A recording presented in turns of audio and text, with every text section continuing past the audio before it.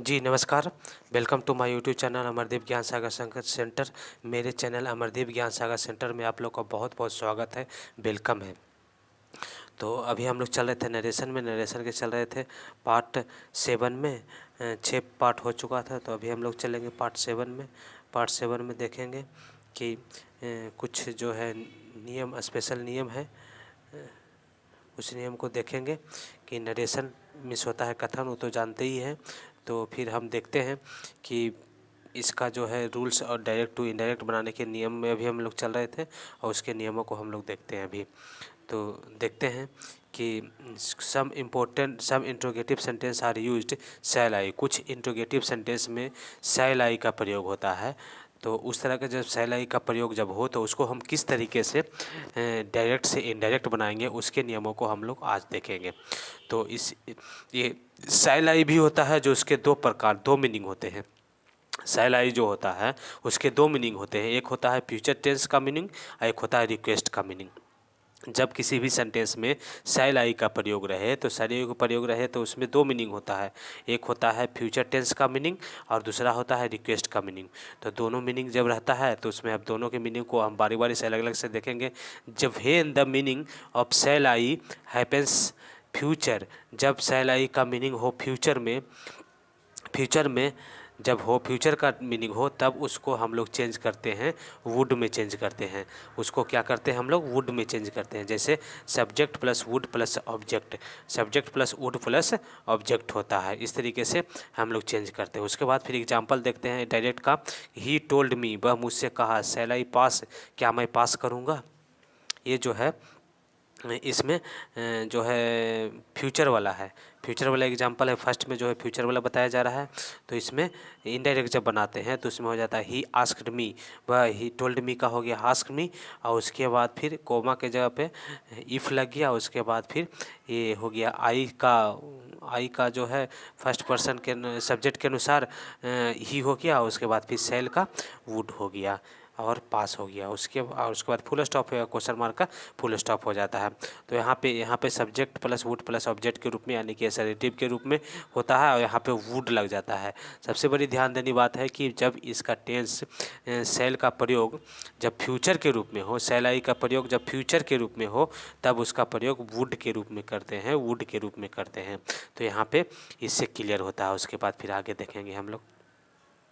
देखते हैं दूसरा आगे सेंटेंस जो है उसको देखते हैं कि वेन मीनिंग ऑफ शैल आई का मीनिंग जब रिक्वेस्ट होता है, जब शैल आई का मीनिंग जो है रिक्वेस्ट के रूप में होता है, तब उसको हम लोग चेंज करते हैं, शुड में चेंज कर देते हैं।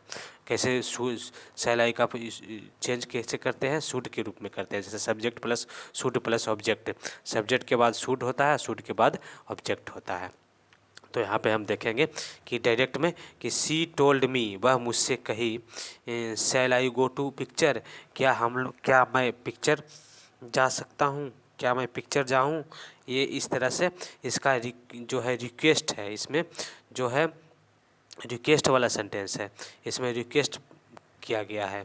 जैसे पहला कि हम बताए थे कि पहला में कि क्या कहते हैं, पहला वाला जो सेंटेंस था उसमें बताए थे कि वो फ्यूचर बताएगा। दूसरा वाला जो सेंटेंस है उसमें रिक्वेस्ट है। तो इसमें रिक्वेस्ट जब रहे, शैल आई मतलब यहाँ पे जो एग्जांपल से क्लियर होता है कि क्या मैं पिक्चर जाऊँ, इस तरह से इसमें रिक्वेस्ट किया जा रहा है।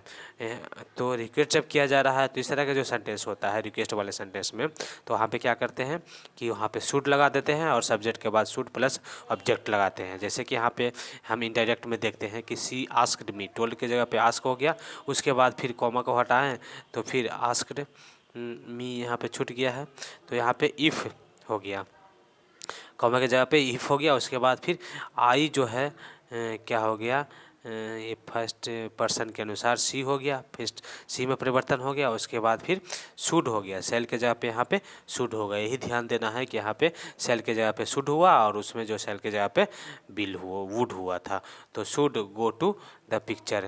तो इस तरीके से चेंजिंग होता है। एक में जो है फ्यूचर जब रहता है तब वुड का प्रयोग करते हैं, और जब रिक्वेस्ट हो रहता है, रिक्वेस्ट रहता है तो उसमें क्या करते हैं, शुड का प्रयोग करते हैं।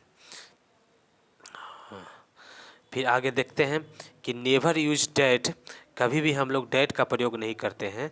Never use that in interrogative sentence for connective, मतलब इंट्रोगेटिव सेंटेंस में कभी भी हम लोग को डैट का प्रयोग नहीं करना चाहिए कनेक्टिव के रूप में। यहाँ पे ये थोड़ा सा स्टार में दे करके ये बताया गया है यहाँ पे कि कभी भी डैट का प्रयोग नहीं करें इंट्रोगेटिव सेंटेंस में, कनेक्टिव के रूप में भूल करके भी नहीं प्रयोग करें। ठीक है। उसके बाद फिर यहाँ एक सावधानियाँ बताया गया है कि सम पीपुल यूज करते हैं, कुछ लोग एज टू का प्रयोग करते हैं, before, who, which, what, when, why, where, ये सब जो WH वर्ड है वो WH वर्ड के पहले कुछ लोग क्या करते हैं एज टू का प्रयोग कर देते हैं। ठीक है ना। तो उस एज टू का प्रयोग करना है कि नहीं करना है इसको हम एग्जाम्पल में दिखाते हैं किस तरह से लोग करते हैं। अब इस तरह से नहीं करना है जिसके बारे में बताने जा रहे हैं कि इस तरह से नहीं करना है। जैसा कि डायरेक्ट में देखते हैं कि ही सेड टू मी, वो उसने मुझसे कहा। डायरेक्ट में देखते हैं कि उसने मुझसे कहा, क्या कहा उसने मुझसे, कि ही सेड टू मी, उससे मुझसे कहा आर यू इल, क्या आप बीमार हो। तो ये इन्वर्टेड कॉमा के अंदर में है आर यू इल, तो जब इसका इनडायरेक्ट बनाते हैं तो ही सेड के जगह पे आस्क्ड हो गया। ठीक है। मी हो गया, में टू मी के जगह पे आस्क्ड हो गया और मी हो गया। उसके बाद फिर यहाँ पे एज टू दिया गया है और उसके बाद फिर वेदर दिया गया है, एज टू वेदर दिया गया है। और उसके बाद मतलब इफ़ या वेदर की जगह पे वेदर दिया गया और उसके बाद फिर यू का जो है ये फर्स्ट पर इसी ऑब्जेक्ट के अनुसार में आई किया गया और उसके बाद फिर आर का वाज किया गया, उसके बाद इल किया गया। लेकिन यहाँ पर जो एज टू का जो प्रयोग किया गया है वो प्रयोग गलत है। यहाँ पे यही नोटिस करना चाह रहे हैं कि जो एज टू का प्रयोग कुछ लोग करते हैं तो ये जो है गलत है मेरे अकॉर्डिंग टू मी, मेरे अनुसार। तो but use of as to यहाँ पे देखिए इंगित कर दिए हैं कि यूज ऑफ एज टू का प्रयोग रॉन्ग है एंड अननेसेसरी है और अनावश्यक है। यहाँ पर एज टू का कोई आवश्यकता ही नहीं है, नेसेसरी नहीं है इसका एज टू का प्रयोग करना। तो इस तरह से हम लोग आसानी तरीके से और बहुत ही बेहतर एग्जाम्पल से हम लोग नरेशन को समझ रहे हैं। और अभी जो है हम लोग का नरेशन का जो डायरेक्ट से इनडायरेक्ट बनाने का जो ये 5वां भाग था और फिर हम लोग 6ठे भाग में यानी कि 7वें वीडियो में हम लोग चलेंगे नेक्स्ट वीडियो में। और इसी के साथ में इस वीडियो को क्लोज करते हैं। और आप लोग से हम्बली रिक्वेस्ट है कि मेरे इस वीडियो को ज़्यादा से ज़्यादा लाइक करें, शेयर करें, सब्सक्राइब करें और उन लोग तक पहुंचाएं जो नरेशन को अच्छी तरह से पढ़ना चाहते हैं, समझना चाहते हैं, पूरा डीपली में पढ़ना चाहते हैं, गहराइयों के साथ पढ़ना चाहते हैं और अच्छी तरह से जानना चाहते हैं और समझना चाहते हैं ताकि वो कभी भी भूल ना सके। तो उस तरीके से समझने के लिए आप लोग से रिक्वेस्ट है कि मेरे वीडियो को ज़्यादा से ज़्यादा लाइक करें, शेयर करें और सब्सक्राइब करें। और सब्सक्राइब की संख्या बढ़ाने में आप लोग मेरी बहुत मदद करें, यही आप लोग से हम्बली रिक्वेस्ट होगा। Thanks for watching my video. Many